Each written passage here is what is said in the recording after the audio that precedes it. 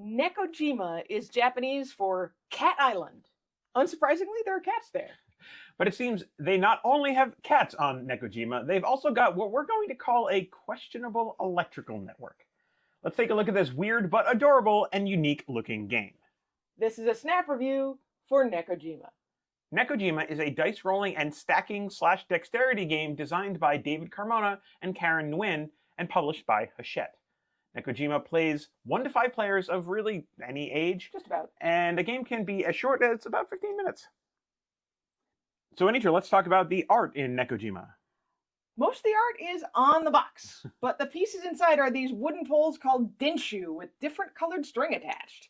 Then there's the base with 4 quadrants and some background art on the tracking board. There are some tokens to represent bird nests, and of course, these adorable cats that we'll talk about soon. So how do you play this game with these nunchuck-looking pieces? On your turn, you roll the 2 dice. Each die face has one of the 4 district colors on it, a wild face, or a dagger.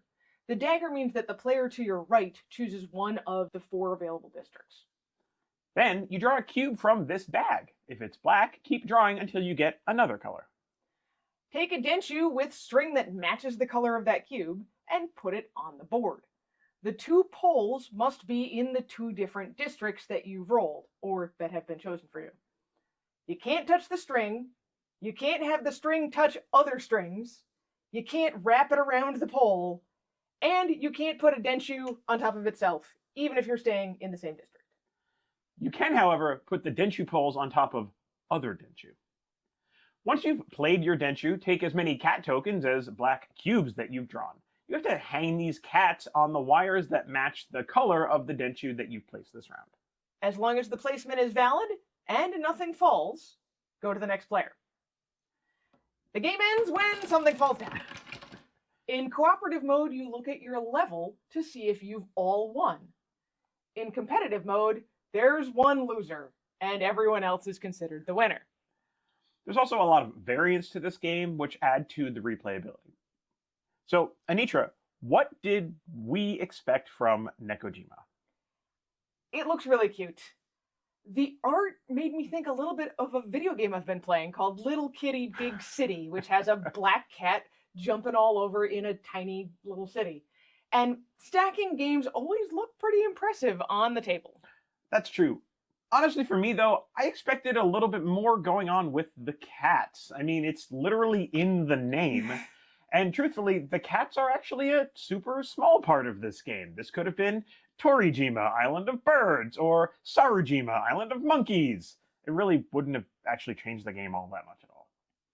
So what surprised you?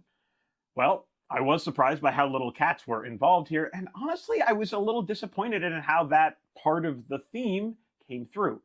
But casting the theme aside, I was surprised just how much I enjoyed stacking these little poles on top of each other and trying to create this wild, bizarre, nested collection of electrical wires that couldn't touch each other. I also definitely was expecting a game that was a little heavier, less light, I guess, than this one is. This game feels super light and moves really fast for me.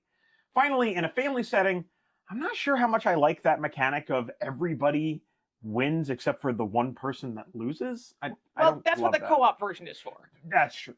I enjoyed the game, but I don't know if I was delighted by the game. And I was hoping for the cat game that I would be delighted by the game. What about you?